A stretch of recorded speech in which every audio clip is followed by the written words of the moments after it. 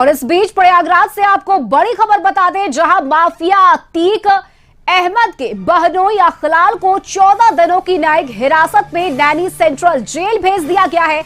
बता दें आपको कि एसटीएफ और पुलिस ने मेरठ से उसे गिरफ्तार किया था और अखलाल पर उमेश पाल हत्याकांड के शूटर और बमबाज गुड्डू मुस्लिम को पनाह देने और फंडिंग का आरोप है। उसके घर का सीसीटीवी भी सामने आया है और इन सीसीटीवी में साफ दिख रहा है कि अखलाल का पूरा परिवार गुड्डू मुस्लिम को भगत में उसके जुटा हुआ है। तो ये बड़ी खबर आपको बता रहे हैं, जहां माफिया अतीक अहमद के बहनोई अखलाल को 14 दिनों की न्यायिक हिरासत में नैनी सेंट्रल जेल भेजा गया है।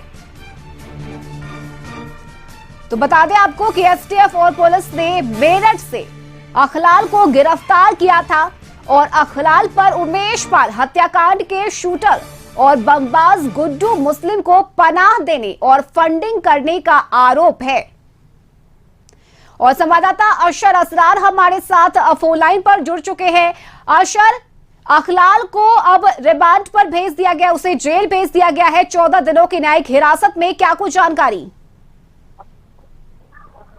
उमेश पाल हत्याकांड से जुड़े जो तमाम दरअसलें हैं वो धीरे धीरे खुलती जा रही हैं। पुलिस और एसटीएफ इसकी पूरी तरीके से जांच कर रही है और इसी बीच में अतीक अहमद के बहनोई अखलाल के घर का सीसीटीवी फुटेज सामने आया, जिसमें साफ तौर से देखा गया कि शूटर जो है अतीक अहमद का गुड्डू मुस्लिम, वो 24 फरवरी को उमेश पाल हत्या के बाद 5 मार्च को अतीक के बहनोई के घर पहुंचा था, वहां पे ठहरा था, जहां पे अखलाल समेत उसका पूरा परिवार गुड्डू मुस्लिम की आवभगत में जुटा हुआ था और उसी दौरान इसको वहां पे पनाह दी गई थी। तो जिसके बाद पुलिस ने और एसटीएफ ने अखलाल को गिरफ्तार किया था और आज उसको भेज दिया गया है, उसको क्या कहते हैं नैनी जेल में उसको भेजा गया है। 14 दिन की न्यायिक हिरासत में उसे भेजा गया है। एसटीएफ और पुलिस ने उसको गिरफ्तार किया था। उसके ऊपर आरोप है कि उसने बमबाज गुड्डू मुस्लिम को शरण दिया था और साथ साथ 50,000 रुपए की मदद करी थी। तो नैनी जेल के हाई सिक्योरिटी बैरक में अखलाल को रखा गया है और पुलिस जो है अखलाल से कोर्ट में मांग सकती है इसकी कस्टडी रिमांड को भी।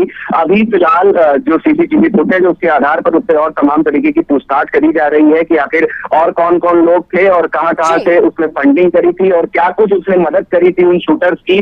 क्योंकि जिस तरह से उमेश पाल हत्याकांड अपने आप में सबसे हाई प्रोफाइल हत्याकांड चल रहा है, इन दिनों उसी की जांच चल रही है तमाम तरीके से। पूरे अगर बात करी जाए तो सिर्फ उत्तर प्रदेश में नहीं, बाहर के दूसरे प्रदेशों में भी पुलिस और एसटीएफ की छापेमारी चल रही है। अतीक के शूटर्स को ढूंढा जा रहा है और गौरतलब है कि अभी उमेश पाल के जो अपहरण का मामला था उसमें 28 तारीख को ही उसको अतीक अहमद को आजीवन कारावास की सजा सुनाई गई है और उसी में उसके भाई अशरफ को बरी कर दिया गया है और साथ साथ अब उसके बहनोई को भी पुलिस ने गिरफ्तार करके बिल्कुल अशर, परत दर परत अब कई खुलासे भी इस हत्याकांड को लेकर सामने आ रहे हैं। बहुत शुक्रिया आपका अशर तमाम जानकारी के लिए।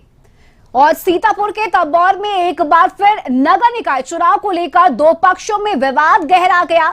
तंबौर कस्बे में इर्दगाह टाइल्स के निर्माण को लेकर तंबौर नगर पंचायत के 2 उम्मीदवारों के समर्थक आमने सामने आ गए। निवर्तमान चेयरमैन प्रतिनिधि एवं गैंग और साथ ही पूर्व चेयरमैन इश्तियाक अहमद के परिजनों और समर्थकों के बीच ये हमला जो है वो मुठभेड़ शुरू हो गई और बातचीत विवाद में तब्दील हो गई, जिसका लाइव वीडियो भी अब सामने आया है। और इस पूरे मामले में क्षेत्राधिकारी बिस्वा अभिषेक प्रताप का कहना है कि एक ही समुदाय के 2 पक्षों में ईदगाह में टाइल्स लगाने को लेकर आपस में ये विवाद हुआ, जिसके बाद एक दूसरे पर लाठी डंडे और ईंट पत्थर भी चलाए गए। पत्थरबाजी में एक जवान घायल हो गया है और सूचना मिलते ही पुलिस मौके पर पहुंची। एसडीएम लहरपुर ने स्थिति को नियंत्रण में किया है और तत्काल 5 लोगों को गिरफ्तार भी किया गया है। मतभेद हुआ है, आपसी विवाद हुआ है और इसके बाद आपसी विवाद ज़्यादा बढ़ गया, लड़ाई झगड़ा हुआ, एक दूसरे पर पत्थर भी उन्होंने चलाए हैं। तत्काल पुलिस मौके पर पहुंची है, वहां पर मौके पर पहुंचकर कई थानों की फोर्स भी थी, स्थिति को नियंत्रण में किया। स्वयं मैं और एसडीएम लहरपुर भी वहां मौके पर पहुंच गए हैं। स्थिति नियंत्रण में है। घटना से संबंध में जो 5 लोगों को हिरासत में ले लिया गया है और आगे अब पूछताछ करके जो अन्य विधिक कार्रवाई है सुनिश्चित की जाएगी। यूपी के डिप्टी सीएम ब्रजेश पाठक ने प्रतापगढ़ में मेडिकल कॉलेज की पुरुष विंग में नवनिर्मित 200 बेड के 4 मंजिला भवन का लोकार्पण किया। इसके साथ ही कस्तूरबा विद्यालय मान्यता का भी निरीक्षण किया। डिप्टी सीएम ब्रजेश पाठक ने प्रयागराज के नैनी जेल में 15 चाकू और लाइटर मिलने के सवाल पर कहा कि सपा सरकार में जो जेलें चारागाह के रूप में काम कर रही थी, उसकी सघन तलाशी करवाकर अपराधियों के खिलाफ कार्यवाही करने का काम किया जा रहा है। आज हम प्रतापगढ़ जनपद में सभी विभागों की बिंदुवार समीक्षा करेंगे, कानून व्यवस्था की समीक्षा करेंगे। अभी मेडिकल कॉलेज परिसर में नई बिल्डिंग का उद्घाटन हुआ है और जहां तक जेलों का सवाल आपने पूछा है, हमारी प्रतिबद्धता है कि हम उत्तर प्रदेश में कानून के राज को और मजबूत करेंगे।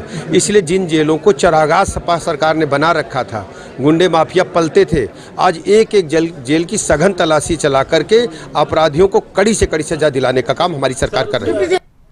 और रायबरेली समेत प्रदेश भर में बेमौसम बारिश और ओलावृष्टि से किसानों को भारी नुकसान हुआ है। इसको लेकर अखिल भारतीय किसान महासभा ने जिलाधिकारी को ज्ञापन सौंपा है। ओलावृष्टि से किसानों की फसल पूरी तरह से बर्बाद हो गई है। सरकार उसका मुआवजा दे, नहीं तो किसान भुखमरी के कागार पर आ जाएंगे। आज रायबरेली जिले के 4 ब्लॉकों में हम लोगों ने धारावाहिक एक आंदोलन का कार्यक्रम लिया है, जिसमें रायबरेली के हर ब्लॉक पे कार्यक्रम है। जिसमें पहले चरण का कार्यक्रम आज हो रहा है, जिसमें रायबरेली सदर है, सलोन है, डलमऊ है और जो है राही है। तो इस तरह से हम लोगों ने जो सवाल उठाया है वो सवाल ये है कि बहुत सारे लोग दशकों से पीढ़ियों से बसे हुए हैं और उनको उजाड़ देने के लिए, सरकारी ज़मीनों में बसे हुए हैं, तो उनको उजाड़ देने के लिए 1 से 15 का नोटिस भेजा जा रहा है। उनके ऊपर हजारों लाखों रुपए का जुर्माना किया जा रहा है और उनको घरों से बेदखल कर देने की धमकी दी जा रही है।